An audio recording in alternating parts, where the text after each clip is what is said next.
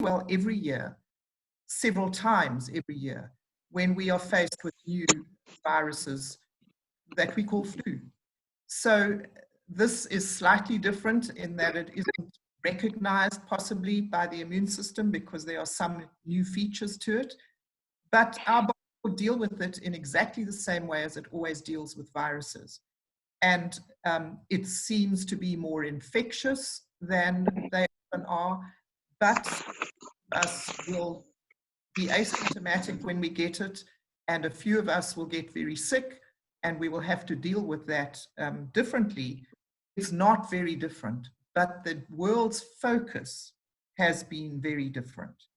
And so I want to just pull a few things, few different directions to, out of this, and then try and tie them together with our story, our NeoLife story, and our belief in our products and why we recommend them, why we take them.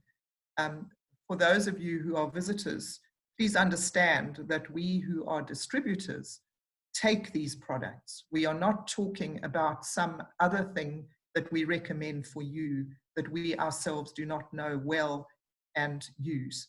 So the first thing I want to talk about is this idea of disinfecting. We all know about disinfecting and sanitizing. Every time we step out of the privacy of our own homes, we are squirted with some or other sanitizer. And I'm not discussing the pros and cons of that. Well, I am, but I'm not discussing about the importance of it out in the public space. But what I want to discuss with you is the importance of that within your home space. And I want to stress that you really mustn't get carried away by disinfecting your home environment. Sure, make sure that you aren't bringing stuff from the outside in unnecessarily when you don't know anything about it and who's been handling it and so on. But once you're in your home space, I think it's super important to understand that we should not be living in a sterile environment. We should not be spraying every surface and our hands and our kids' hands and feet and everything else regularly if they have not been elsewhere and possibly been exposed to some bugs that are not homegrown, so to speak.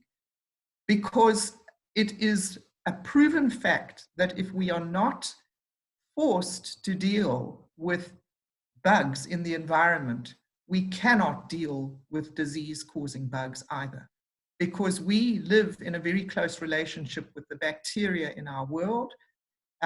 It's symbiotic, meaning that we do good things for them and they do good things for us, and we live together in harmony.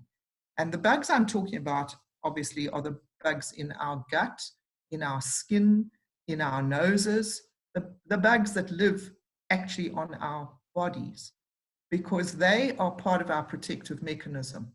And we have to keep them happy and healthy. And one of the best ways to do that is actually to get outside in your garden, have your kids play in the soil, dig in the garden. Even if you're not a gardener, go and walk barefoot on the ground. Breathe in the dust of your garden. Just be in contact with the bugs that are in your surroundings, because they are important for your health.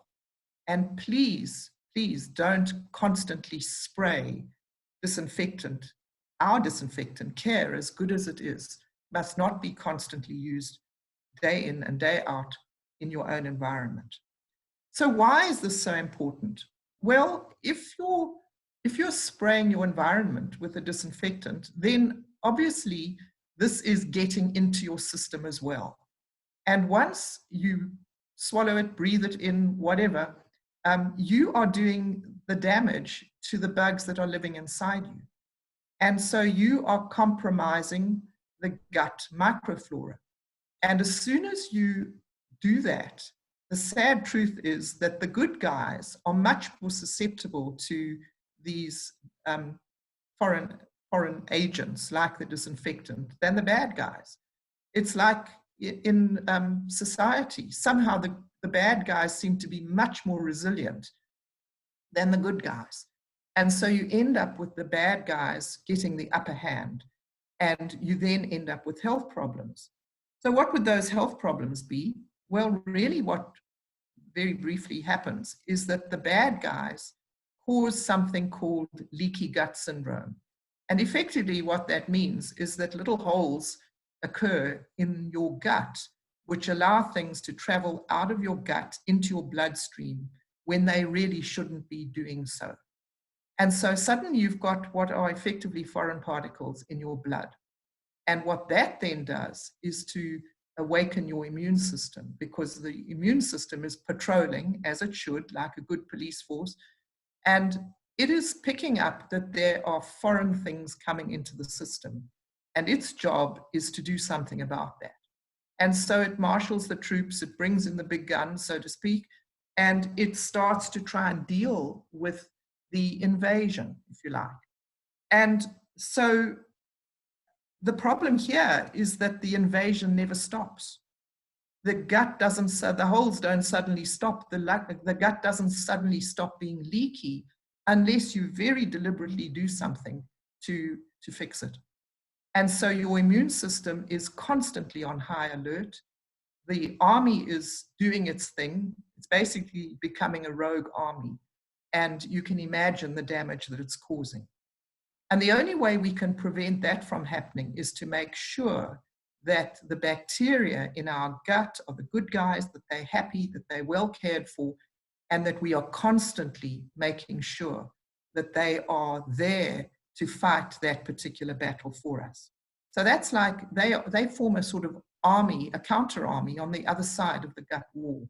And they are super important if we want to keep healthy and keep our immune system under wraps, so to speak. It needs to be back in barracks more frequently than it is when the gut is leaky. So that's why I'm so clear about the fact that we mustn't be disinfecting ourselves unnecessarily. And in the normal course of events, we can go out into the world and we aren't being sprayed with disinfectant all the time. We are now hypersensitized to this idea that everything that we might come in contact with is going to infect us, that it's dangerous.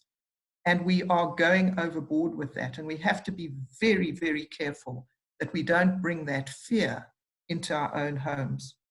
And just as an aside, we have to be very, very careful about letting fear overwhelm us, because fear in itself is dangerous to our health. But that's not what I'm talking about today. So the one hand is looking after your gut. The other hand, I want to just touch on the idea of stress. I think it's fairly true to say that South Africans live generally, I'm not talking about now, but generally live at a higher baseline stress level than perhaps people in Norway say. I think that we have a fairly stressful society for all sorts of reasons. But now, with this on top of that, the general stress levels are pretty high. And I'm such a person. I personally am relatively comfortable. I'm safe. I am comfortable. I've got food. I've got people who care about me. I'm not alone. I've got a companion where I'm living, so I'm not in solitary confinement, so to speak. And I live in a beautiful place. So all is well in my world, actually, relatively speaking. But even having said that, I know when I stop and think about it, that I am more stressed than I normally am because of the COVID thing. And I've been wondering about what that translates to. And one of the reasons I'm more stressed is because I don't like to be a pawn in someone else's game, put it bluntly. Other people are making decisions about everything I do, about the movements I can make, about the contacts I can have, about whether I can see my children or not. Now, they are doing that with the best will in the world, we have to believe, And I understand that. But the fact that they are doing it stresses me. And I feel, I have to admit that there's a kind of edginess to me that is normally not there. And the other thing is, if one does spend any time looking at things like Facebook, you can sense that this edginess is growing in the population at large. The kind of interaction that started, you know, with people making jokes and people basically making light of it, those things are disappearing. And now people are starting to be a bit more aggro about their responses. So I think, you know, it's approaching 2 months under this isolation. I think it's taking its toll. Now, the problem with stress, no matter what causes it, is that it eats up our nutrients. What happens is that stress is a natural response. It is a safety response. We evolved with this response. But it used to be for fight or flight. It used to be that there was a real danger, like a lion chasing you. You managed to get up a tree as if by magic. In the normal course of events, you don't even know how you could get up the tree, but the adrenaline kicks in. It enables you to do physical things that you thought were beyond your capacity. The lion gets tired of waiting for you to come down and goes home to find some other supper, probably that the lioness has found for him. And you can come down from the tree and all is well. In other words, the stress spikes and then it does its job and then it comes back down to normal. And that is a good response. That is how we are meant to operate. But when stress is low grade, maybe not so low grade, but continuous, it becomes chronic. And then you have a real problem because your body is kind of in the fight or flight situation all the time, and it never has a chance to rest. And when it is in a fight or flight situation, it uses adrenaline, it uses cortisol, and eventually it runs out of those and you start running on empty. And when you are stressed, various things are put on hold, various bodily functions are put on hold. For example, you stop digesting properly. If you imagine, and this might be a little bit crude, but I have to say it, if you imagine that you're being chased by a lion and you've just had lunch, the odds are that you will evacuate that lunch very quickly. It will come out at either end or both ends in order to release your digestive system from trying to deal with the food in the digestive system, so that all the energy, the blood, the attention can be on your muscles and your brain so that you can get out of this predicament. So your digestion slows down and sometimes stops. The other thing that is put on hold for the duration of the stress is your immune system. Your immunity is no use in the heat of the moment. You don't need your immune cells responding to a lion chasing you. They do another job. And so that is put on hold. Now, can you imagine when you're under chronic stress, then your digestive system is under chronic malfunction and your immune system is chronically malfunctioning. And those two things are very important for our health. They need to be functioning properly. And so we need to start doing things to try and reduce our stress, which is also not the point of this talk, but we need to do yoga or meditate or go and walk in the sunshine or whatever. But we also need to help the body deal with the fact that the nutrients that it normally has to do the functions that we require of it are actually on board. And you can be eating well, but if you can't digest the food, then you won't get the nutrients. If you are stressed, you actually get tired of even thinking about preparing good, wholesome meals. And we know, don't we, that when we are stressed, we go to comfort foods. We want the We want the sweet things. We want the chips and the sweets and the muffins, and people are baking who never baked before, and they're putting up pictures of these wonderful comfort foods, and they are very comforting. But the sad news is that they are not very nutritious. The nutritious foods are the carrots and the celeries and the veggies and so on, and they simply don't provide the same sort of comfort that we associate with those other not so wholesome foods. And so from that point of view, we are also running short. And because of that, I totally 100% subscribe to the idea that we have to supplement. I came to this realization about 30 years ago. I'm basically, I'm not a health freak. I'm not a freak of any sort, I hope, but I'm a more moderate person than that. But I know, and I've known since I was raised, because my mother raised me that way, that the food you eat is very important, and that junk food and things like sweets and cakes and so on have their place as treats, but they should never become the staple part of your diet. I know that, and that's how we lived when I started my own household, and I did my best to feed the family well. But despite that, about 30 years ago, when my kids were still young, namely 8 and 5 years old, I was faced with a late stage cancer diagnosis. And I went through all the medical treatments, but my training as a biochemist, immunologist, kicked in, and I thought to myself, well, if I were properly nourished, I wouldn't be in this predicament.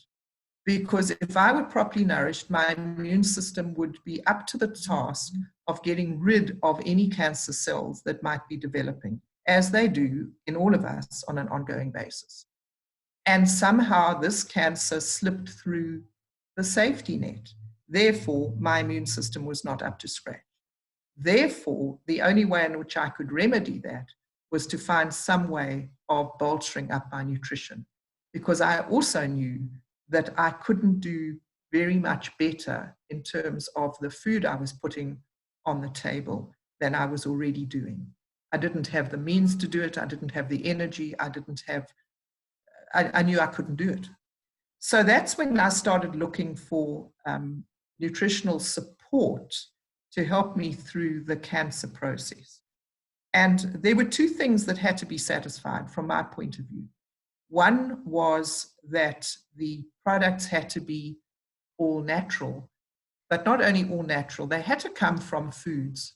I didn't want products that came from things that I normally would not be eating. So that was the one thing. And the other thing is that they had to have jumped the scientific hoops. Because I am a scientist, I need to have proof. I need to know that these things are able to do what they claim for them. And so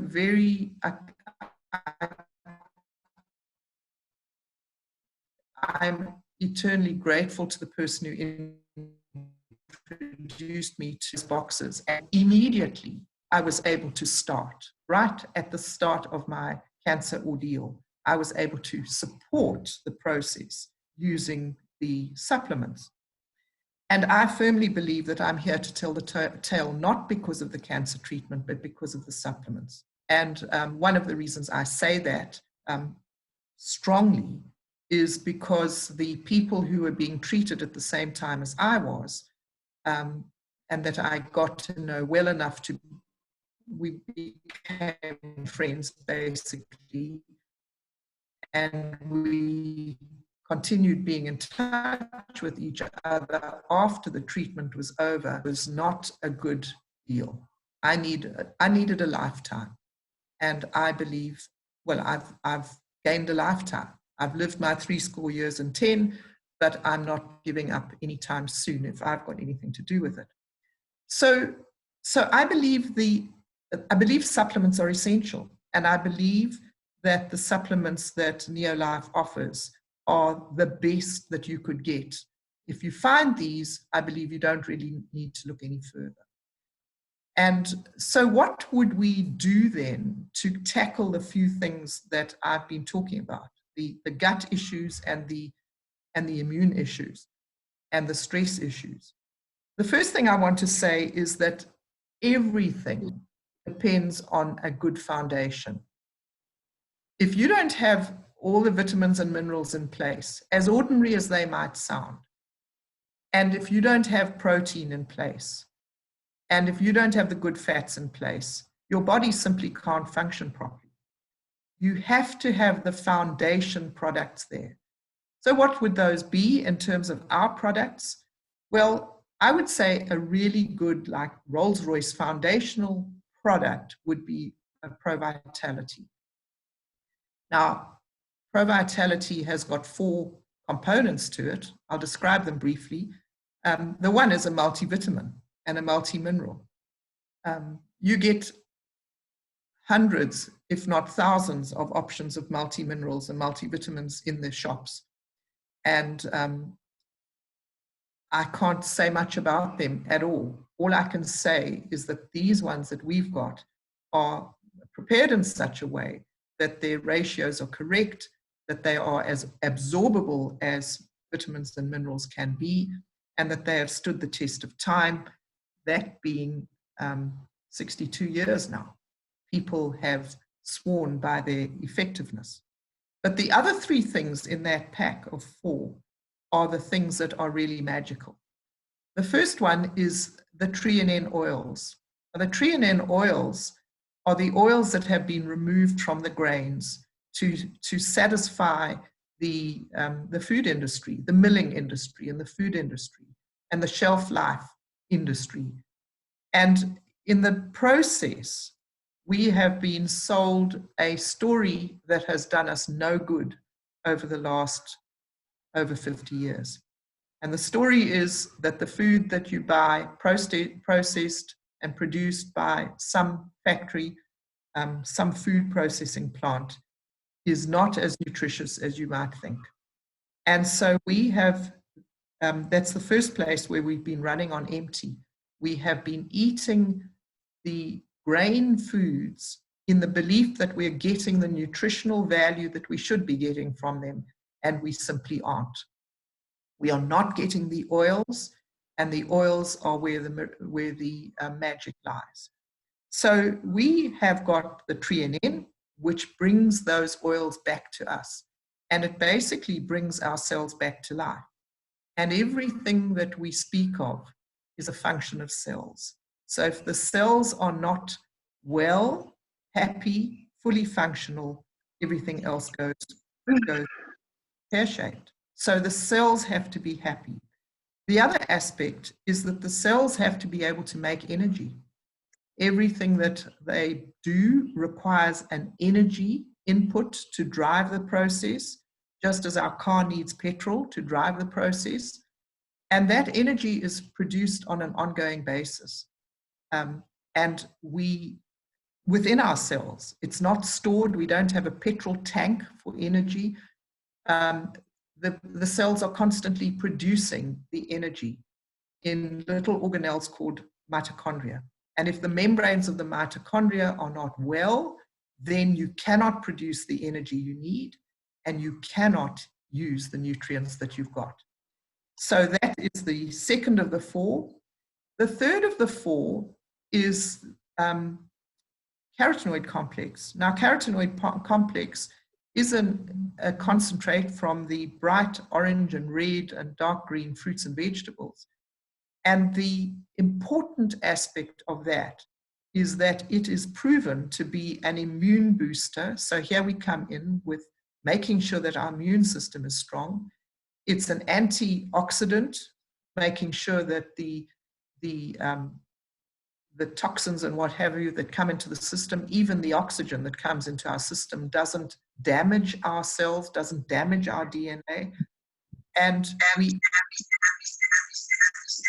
absolutely need those products to keep our immune systems well. They are also oily, by the way. So 3 of the 4 things are oils. And so if you want to say that you're in the oil industry, you probably are not far wrong. And then the third of the oils is the omega-3. Omega-3 is an essential nutrient, and it is an anti-inflammatory. And if you recall, I said chronic stress causes chronic inflammation. The gut, leaky gut, causes chronic inflammation. And inflammation is basically a fire going on, fire that is constantly burning, that cannot be brought under control. And if you've got enough omega-3 on board, it is a firefighter. It manages to damp down the stress. It enables the body to take charge of its situation again and to become much more capable of dealing well with the immunity and with the stress and ultimately with the problems of the gut. So those are the 3, that is the product I would recommend. But if it is a pocket issue, then there are other ways of dealing with it. That is the Rolls Royce. As far as kids are concerned, we can't leave them out of the equation. And the products that do the same job for the kids would be Vita Squares, which has the vitamins, minerals, and the treonine oils, VitaGuard, which is the immune booster, and then we do have to add to the kids' supplements an omega-3. We can't put the omega-3 into the tablets because they just become too big, basically. So we add the omega-3. So that's for the kids. Then we do need protein. All the immune products, if you like, are built out of proteins. Your skin is built out of proteins. Everything is built out of proteins. It's a building block. And we have to have all the amino acids on board to make sure that the antibodies, that the enzymes are all able to be made exactly when and where they are needed. And so I would strongly recommend including the shakes. When my kids were young, before we found this company and these products, they were the ENT specialists' dream. They got every single infection that was going. And when I introduced the kids' vitamins and the NutriShake into our home, their lives were transformed, and in fact ours were as well, because there's nothing that stresses a family more than kids who aren't well. And so I would strongly recommend that you put your kids onto those things.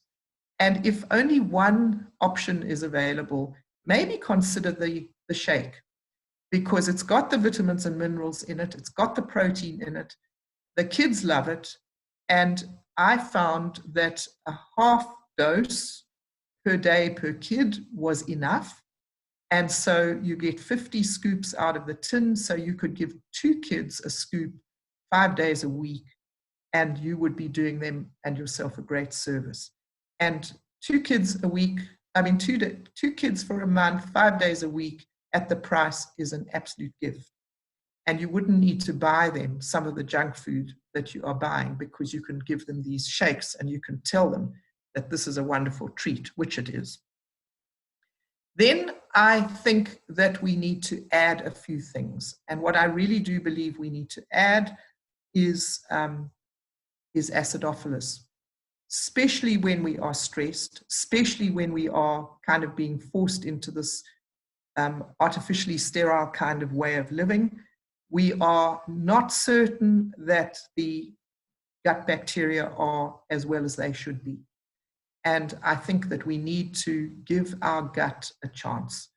And so you don't have to do it forever. You don't have to do it every day of your life. Some of us do and find it very helpful.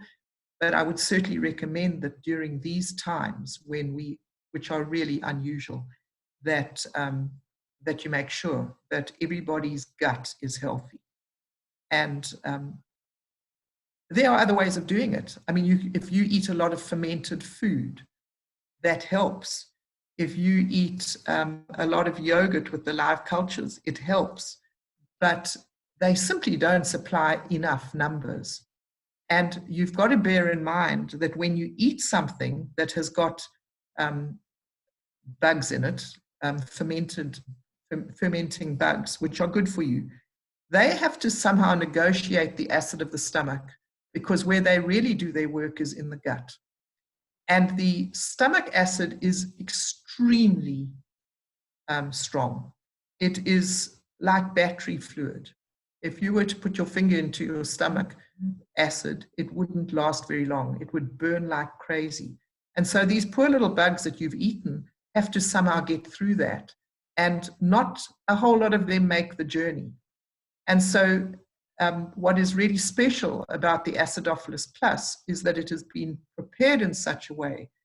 It's called enteric coated, meaning that the capsule in which these bugs are housed is not susceptible to the acid. It doesn't open in the acid environment. So it travels through the stomach still intact. And only when it gets through the stomach into the small intestines and it meets the more alkaline environment does it open and release the bugs. And so you're getting a much, much greater population of bugs, like 100% of what you put in is what actually reaches its destination. And therefore, the effect is extremely good. And then I just want to comment about some extra things. For immunity, for example, in addition to the carotenoids, there are the flavonoids. The carotenoids protect the fatty areas of cells, which is the membranes. The flavonoids protect the watery parts of cells, which is the inside of the cell and the watery surroundings of the cell. And they do a very similar job to the carotenoids. And then the cruciferous plus is also very important as a protective thing and for your immunity. And those are compounds that mostly come from the cruciferous vegetables, the cabbages and the broccolis and so on. Very important for your immunity. But you're now looking at a different budget, basically. And so I kind of liken it to a motor car. And this is not my style, but there are people who buy a fairly simple motor car and then they do all sorts of things to it. They buy, I think they're called mag wheels, and they buy special things for their dashboards, and they do their car up and they make it a much smarter version of itself. The car is still the same car and it still runs well, but it looks much more impressive. And so my advice is not to get overwhelmed by the big basket, but to start where you can. And my mantra is anything is better than nothing. So if only one thing is possible for you, start with that. And then over time, as you gain confidence in what the products can do, or as you build a business which enables you to buy more of the products if that's what you wish to do, then you can start adding. And so, so don't get overwhelmed by all the possibilities. It's very easy to just say, oh, well, you know, that's too much. I can't possibly afford it, so I'll do nothing. And you will definitely be doing yourself a disservice if that's what you do.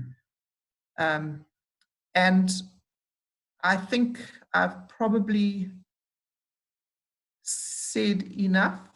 I just want to say again, I'm sure I've kind of already said this. I so strongly believe that you and each one of us can make a huge difference for ourselves and the people that we know and that we care for by just encouraging them to start using something within this range. Oh, I do want to just quickly mention, there's obviously the zinc and the vitamin C. Those are things that are being, and vitamin D. Those are things that are being touted as things to take, and they are super important, no doubt about it. But in many respects, they kind of fall into the treatment aspect rather than the preventative aspect if you are being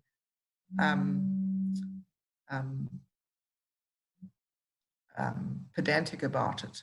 So if you are doing the other stuff, the pro-vitality, then I would by all means say have the zinc and the vitamin C on hand. And the minute you have any hint of wondering whether something's happening, then you start taking those, unless your pocket allows you to take them on an ongoing basis. So they can be more treated like as a medication, if you like, than the basic sustaining of your ongoing health. And yes, as I was saying, anything is better than nothing. And the peace of mind that you get from knowing that you're doing something that supports your health goes a long way to reducing your stress levels and probably reducing the chances of it ever coming your way and finding a foothold in your system and in the system of your kids. And if you're looking after older people, in the health of your parents or aged relatives. So I strongly believe in these. I believe we've got information that people need to know. I believe it's our duty to tell people. We can't control what they do with the information, but if we don't tell them, I think we're doing them a disservice. And I wish you strength in your own journey in the way in which you can handle these difficult times, and that your health stays in top form. And if you are building the business, that it goes from strength to strength. All the best. Lots of love to you all. Bye.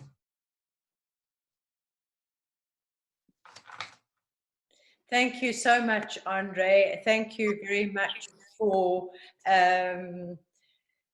giving us your time. I know I thanked you in the beginning, but really we do appreciate you. You're always willing to come and give us advice.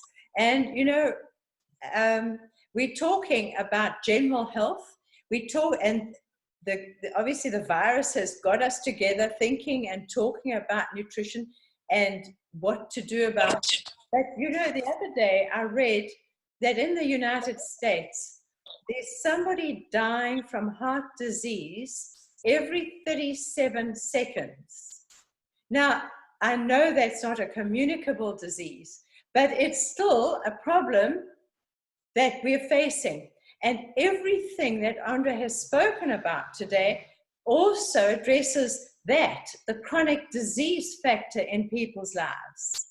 And so while we are looking after and improving our immunity for protection, we've got to understand that we're also doing our families such a lot of good by also plugging the dietary gaps that will ultimately help protect them from chronic disease as well.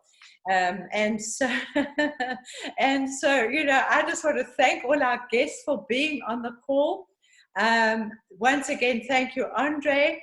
And, you know, just go out and let's get this word out there and help our friends and family stay well and prevent disease in any form. So God bless you all. Goodbye.